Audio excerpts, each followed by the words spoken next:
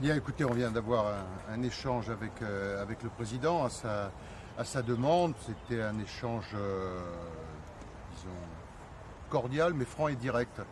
J'ai redit au président qu'il n'était pas question pour nous de rentrer dans ce qui pourrait être considéré comme trahison de nos électeurs. Donc nous avons fait une campagne dans l'opposition à sa majorité, dans l'opposition à son gouvernement. Nous restons dans l'opposition de manière déterminée, mais responsable. Jamais on ne sera dans le blocage des institutions, mais il n'est pas question de rentrer dans une logique de pacte, de coalition, de participation ou quoi que ce soit de cette nature.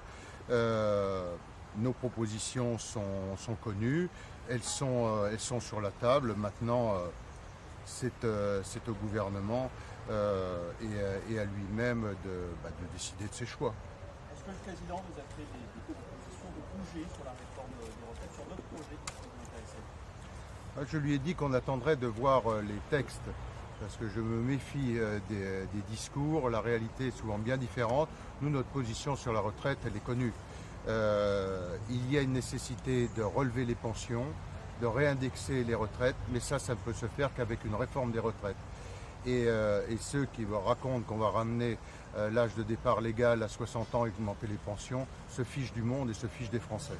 Ce n'est pas sérieux. Si on veut faire une réforme des retraites, et il y a nécessité de le faire pour relever les pensions, ça passera par un allongement de la durée de cotisation. Il n'y a pas d'autre solution, sinon ce sera la baisse des pensions. Et j'ai reproché au président de l'avoir fait, parce que la CSG, c'est baisser les pensions ou augmenter les cotisations.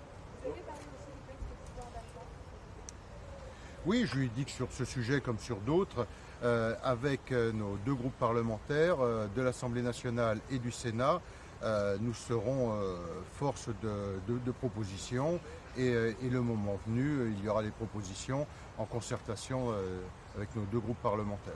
Vous dites que le président est un peu perdu, sans boussole. Comment vous l'avez trouvé? Quel homme vous avez eu face à vous ce matin? Quelqu'un qui avait visiblement envie de parler, parce qu'il reçoit les différents présidents de partis, mais je l'ai fait avec et en disant que sur la situation actuelle, il portait une très lourde responsabilité en ayant instrumentalisé les extrêmes, en ayant voulu nous affaiblir en faisant des débauchages, et ça s'est traduit par un affaiblissement de la République et de la démocratie. Vous pourriez trouver un accord pour le pouvoir d'achat? Ça dépendra des propositions qui seront faites. Nous serons au clair sur 4 ou 5 points. C'est nos groupes parlementaires qui vont les définir. Mais ce que j'ai redit au président, il n'est pas question de trahir ceux qui nous ont fait confiance. Et ceux qui nous ont élus nous ont pas élus pour entrer dans quelque pacte ou coalition que ce soit. Ils nous ont élus sur les projets qui étaient les nôtres. Monsieur Jacob, pardon, vous avez dit que le président, vous avez dit qu'il portait une lourde responsabilité, c'est ça? Oui. Il vous a dit qu'il avait fait instrumentaliser les Non, c'est pas lui qui l'a dit, c'est moi qui lui ai dit. Bah, si, je pense que c'était clair. Donc qu'est-ce qu'il a dit? Quoi, il vous propose quoi? Bah, écoutez, Il a écouté, il a rien dit. voilà. Non, mais je pensais il n'y avait pas de proposition. Il voulait savoir quelle était l'analyse que je faisais de la situation. Je vous l'ai dit très clairement. L'analyse de la situation, c'est qu'il porte, lui et son gouvernement, une très lourde responsabilité sur la situation actuelle, sur la manière dont il s'est comporté dans le quinquennat précédent et ce qui se passe aujourd'hui. Voilà. Il apporte quoi de plus au rendez-vous? Je pense que dans tous les cas, il est toujours utile que le président de la République reçoive les différents présidents de parti. Je veux dire, c'est jamais du temps de perdu. Ça permet d'exprimer des positions, puis pouvoir le faire, encore une fois, de manière très franche et directe. Et vous pensez que ça augure des compromis possibles? C'est lui qui est président de la République. C'est lui qui est demandeur de rendez-vous. C'est à lui de mettre des propositions sur la table. Et ce matin, vous qualifiez le mandat précédent de quinquennat pour rien. Qu'est-ce que vous entendez par là? Pour rien, parce qu'aucune réforme. Réforme des retraites, premier gouvernement depuis 40 ans qui est incapable de réformer les retraites. Explosion de la dépense publique. On était jusqu'en 2017 sur un rythme d'augmentation des dépenses publiques de 1,4% par an. Avec l'arrivée d'Édouard Philippe, Bruno Le Maire et Emmanuel Macron, on est passé une augmentation de la dépense publique à 2,6 par an. Sur la sécurité, on l'a évoqué aussi, aucune réforme sur la politique pénale. Tout cela, et qu'on ne nous parle pas du Covid. Le Covid, c'était à la fin du quinquennat. Les réformes structurantes, on les fait en début de quinquennat, pas en fin de quinquennat. Il vient de refuser la démission d'Elisabeth Borne. Comprenez ce choix. Je lui ai dit que c'était de sa responsabilité. C'est le président qui nomme, il y a une double responsabilité. Un Premier ministre a une double légitimité, la légitimité du président qui le nomme et la légitimité d'être responsable devant le Parlement. Au lendemain de l'élection, je l'ai redit au président, j'aurais considéré normal que le Premier ministre remette sa démission.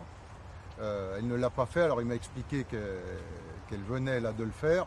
Bon, voilà, qu'il l'avait renommé. Ensuite, je lui ai dit que ça relevait de son seul choix. C'est à lui, en son âme et conscience, de savoir ce qu'il a à faire. Non, mais moi, je ne suis pas président de la République, donc qu'est-ce que vous pensez? Vous êtes président de la République? Non, comme moi. Donc c'est lui et lui seul qui nomme. Alors vous êtes comme la NUP, vous êtes pour la motion de censure du gouvernement du 5 juillet? Non, mais écoutez, ça c'est d'abord...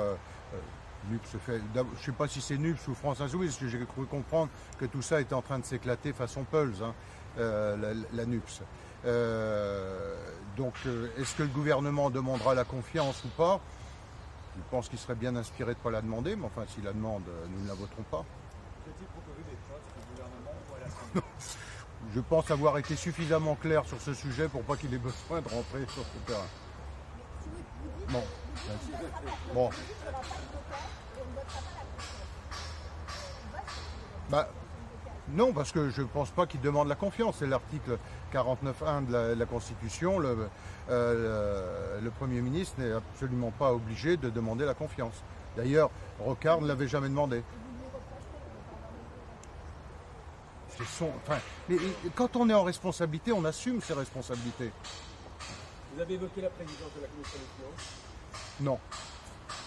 Non, j'ai en revanche dit au président qu'il fallait s'attacher à avoir beaucoup plus de respect pour le Parlement qu'il n'y en a eu durant ces 5 ans. À commencer par le comportement de ses ministres et la nécessité, au lendemain d'une élection, le Parlement doit être respecté, non pas méprisé. Le mépris qui a été ressenti par les parlementaires l'a été aussi par les élus locaux, les présidents de collectivités et aussi par les corps intermédiaires. Bon, écoutez, c'est bon. Oui, je dis que c'était bien de l'oublier. Non, je ne sais pas si je l'oublie. Bon, merci à vous. Merci.